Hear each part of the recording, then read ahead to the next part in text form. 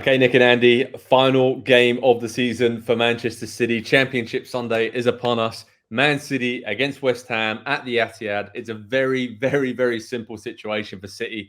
Win this game and they win a fourth straight Premier League title. They'll be the first team in the history of English football to win 4 consecutive top flight titles. Nick, are we expecting this to go pretty comfortably against a West Ham team that's checked out and is already on the beach, you would say? Or do we think that given Man City's penchant for making their fans suffer in these final day situations over the years, that there could be a little bit closer in terms of scoreline and a game than we probably expect it to be at the Etihad? I think it'll be a pretty decent game. Here's the thing. All year I've been saying, I think you guys have agreed with me, I don't want to put words in your mouth, that David Moyes has some incredible weapons at his disposal. And he uses them in a way that a lot of people would not. And in fact, I think a managerial change at West Ham is one of the reasons they may keep some of these players, because I think they want to look like world-class players. But if you're asking me, as we talked about with Arsenal and Everton, who has a better chance of getting the upset here, I definitely think West Ham over Man City more than I do Everton over Arsenal. And the reason is I look at West Ham's team and there are 4, maybe 5 players that I think would play for Man City. And we don't say that about many teams in the Premier League. I mean, Mohamed Kudus would be a Man City player. Jared Bowen can play for Man City. Lucas Paqueta. Yeah. These guys can do it. So for me, I just think West Ham present more of a variable than Everton do, and they can play you different ways. And who knows? Maybe David Moyes goes cuffs off and says, you know what, guys, you thought I could play this way? Let's go. Wow, that would be something to see. I think with the Tottenham situation in midweek as well, let's not forget that West Ham and Arsenal are rivals as well. So will there be part of West Ham, Andy? Maybe thinking, we don't really want to help out Arsenal here. We have nothing. Nobody's going to talk about that, though, Joe. No everybody's going to ignore it. Yeah, but right. I mean, because it's just Nick's right. There's a potential where we saw the chances that Man City gave up to Tottenham in midweek and have given up throughout the season to teams. I think Crystal Palace, that game sticks out where they came back to win, but they're still giving up big chances on the counter-attack to teams. And a team like West Ham is set up very well to do that. Yeah, so my first thought is, well, the players have to go out there, West Ham players, kind of audition almost for the next coach. And Nick's right, they've got a lot of players who don't need to audition. But in terms of like a starting place next season, and who knows who they're going to bring in, what that project is going to look like. And then you mentioned the Moyes factor. What if Moyes is auditioning for his next job and he does decide to throw a little bit of a curveball and say, well, I need to evolve myself a little bit so I can be appealing to other clubs that are looking for man. And something, I don't know, something weird can always happen, especially on the final day of the season.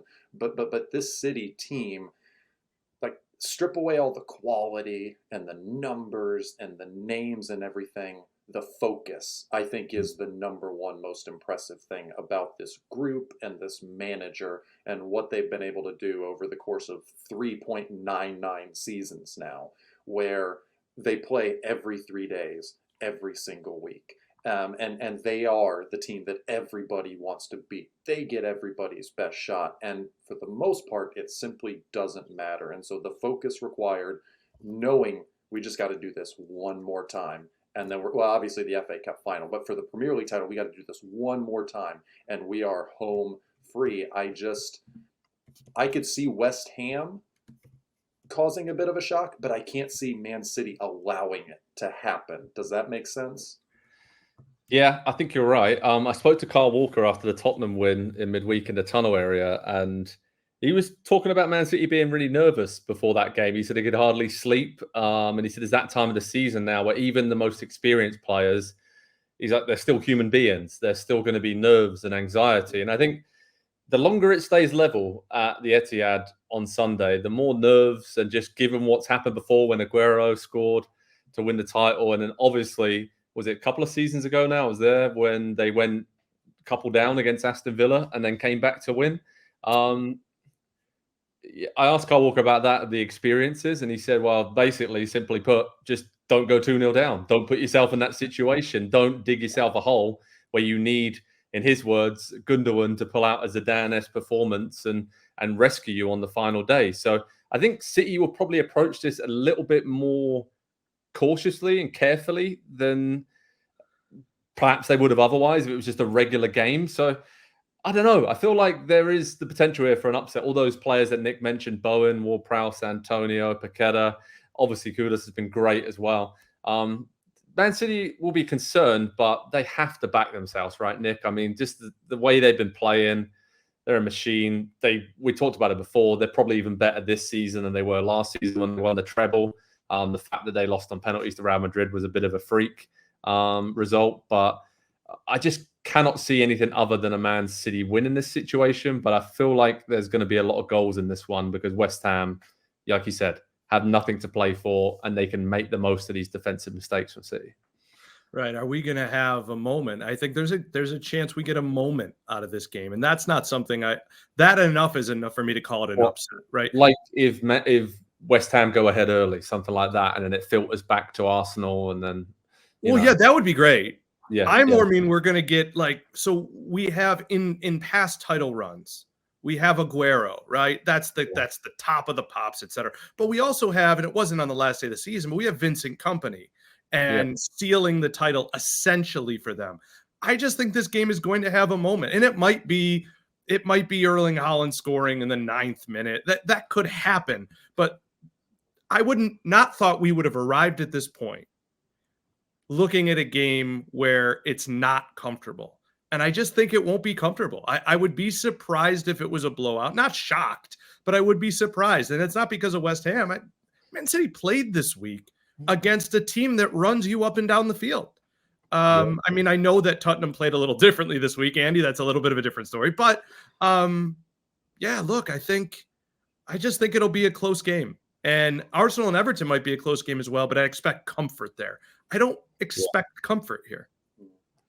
I'm going to go for a score prediction here, Andy, and I'm going to go 4-2 to Man City. But I think I think the 2 goals might come quite late that actually clinch them the title. Like Nick mentioned, I think there's going to be a moment there where somebody has to step up, be it De Bruyne, be it Foden, Hart, whoever.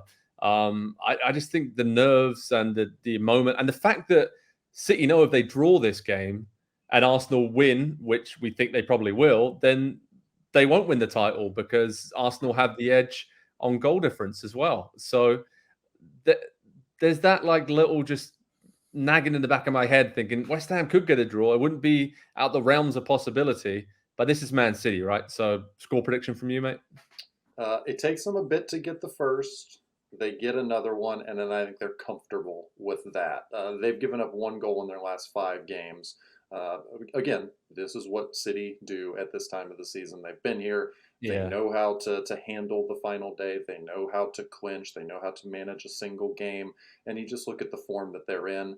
All due respect to West Ham, this game is much, much bigger than them. And I think City handle it, not easily, but never really in danger, fairly comfortable in the end. So I'll go 2-0.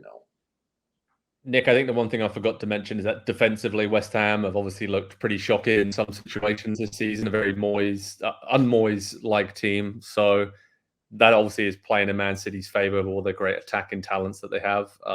Score prediction-wise, what are you going for, mate? I'm going to go for 2-1 to Man City.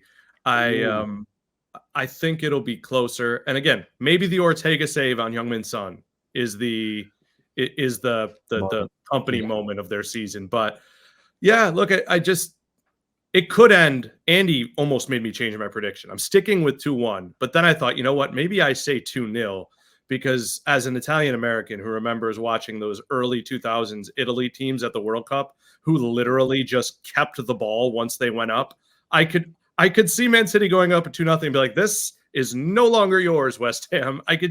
They'll be good at that. So West Ham have to score early, but I think they might end 2-1.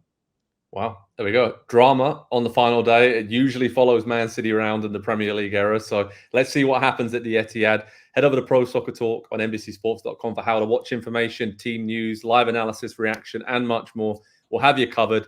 Nick, Andy, thanks so much for all your help today with this preview. everything this season. Everything's set up for a brilliant championship Sunday. If Man City win, they win the title. If they don't, they open the door for Arsenal to win the title. So couldn't have asked for much more drama than that on the final 90 minutes of the season. Thanks to you both. Thanks everyone for watching. And we'll speak to you all very soon. Cheers, guys. Hi there, I'm Rebecca Lowe, studio host for NBC's coverage of the Premier League. Don't forget to hit subscribe to watch more videos all season long. And for even more Premier League content, from original series to live matches, head over to Peacock. And be sure to tune in for Premier League mornings every weekend on USA Network and on Peacock. We will see you there.